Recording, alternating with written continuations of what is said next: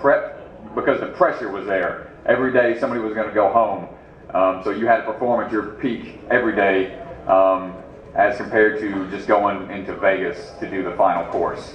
So I think having that pressure put on you every day help prepare you better for going into Japan to run the entire course, because you've got that experience. You know what it feels like to be under the gun and have to perform your best.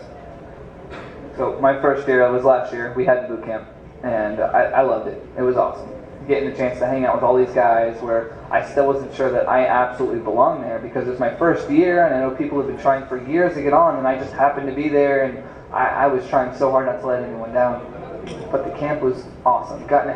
Just getting to hang out with these guys, just like, not even during the show, but just like, hey, we're going to eat dinner. Hey, we're going to go we're going to sneak away from camp, climb the mountain, and drag our mattresses up there and sled down the mountain on our mattresses. Like, that really happened. It was incredible. They didn't show that on TV. Of course they didn't show it on TV. But it was like, we got to hang out and have fun. And when I was in Vegas, it was an entirely different feeling, because they had to keep control of 100 people. So they pretty much were like, they treat us like kind of like cattle. I hate to say it, but we were like, you need to stay here at all times until we come and get you and bring you here where you need to stay at all times.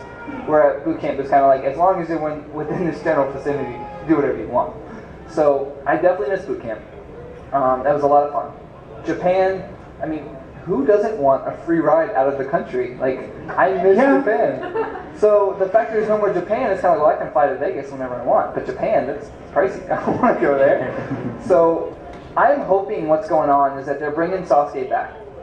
Right. I'm hoping they're going to do a Las Vegas version and continue what they did last year. But from that, they're going to take the top 10 from Vegas and fly those guys out to Japan. Now, I have no idea what's going on. That's what I'm hoping goes on, because they are bringing Sasuke back. So let's hope that works out, because I really want to go back to Japan. Yeah, I mean, talking to these guys and getting to hang out with them and everything like that, they all agree that boot camp was a wonderful thing. It got them ready for the real course in Japan, and and I don't know if you guys watched the show last season for American Ninja Warrior 3. They had 15 go to boot camp, right? And we're like, we got 10 spots. Play for your freedom.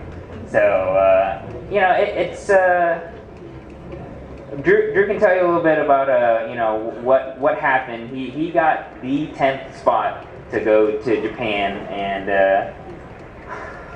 he felt horrible, because the guy he knocked off for 11th place. He didn't knock him off. Not knocked him off, but he didn't qualify.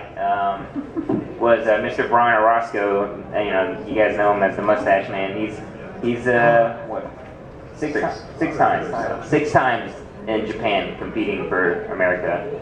So, I think the boot camp is wonderful, and Ryan even said it on the show himself. He's like, it doesn't matter what your experience is with the show. I've been to Japan 6 times.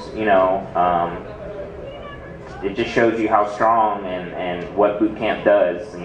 That proves that these are our top. These are our top guys. So I would have loved to compete in boot camp. I don't think I'd be able to roll with these guys and their tire skills, but or their rope carrying skills. But if they gave me a chance to go to boot camp and I was one of those top 15, hey, sign me up. I'm ready to go. Let's do it.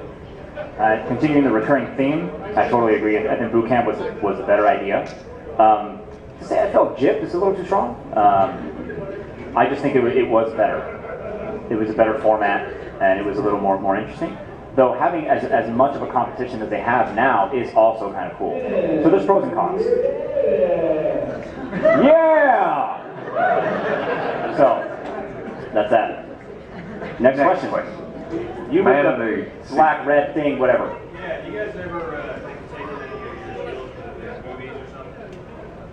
That's actually exactly what I'm looking for. I'm trying to get into stunts and film and production, and I'm just trying to get my foot in the door right now, but it's really hard trying to run a day job. Like I said before, I own a gym, and I teach 6 hours a night, 5 hours a night, 5 days a week on top of my full-time job.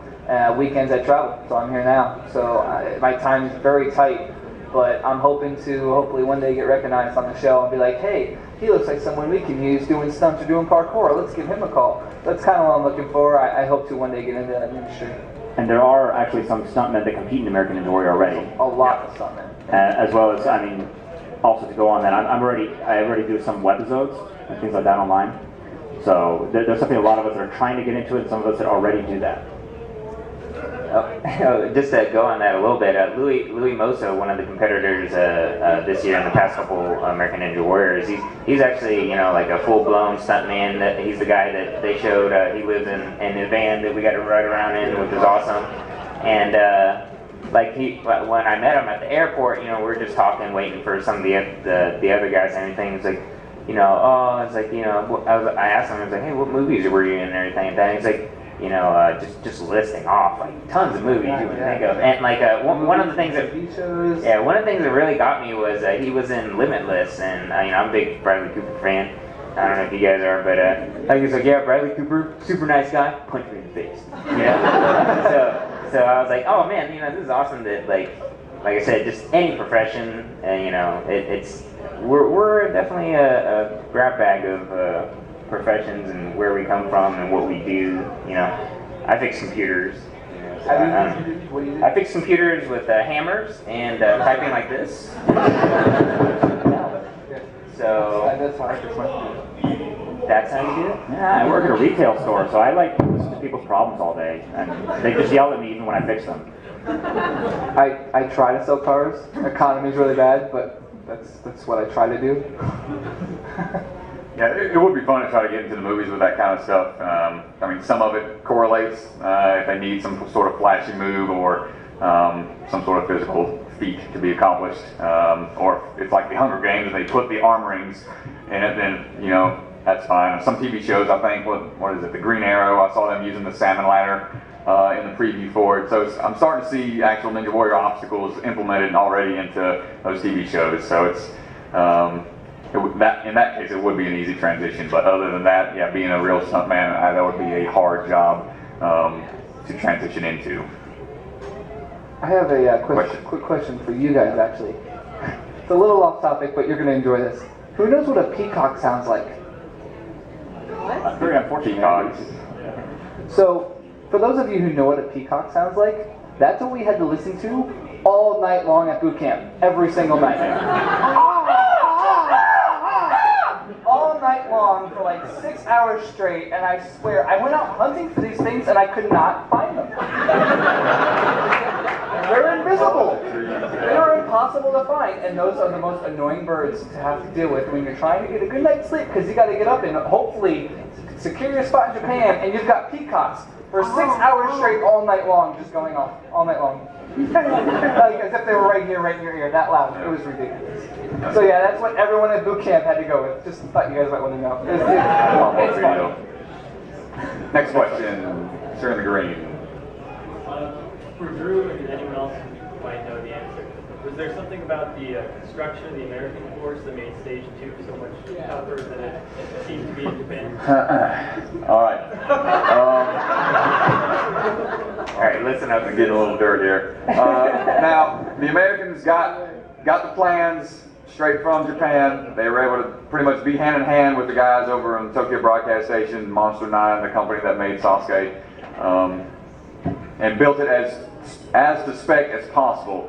What I think happened with a few obstacles, they were just off by maybe an inch or so, just very, very small variables that would throw people off.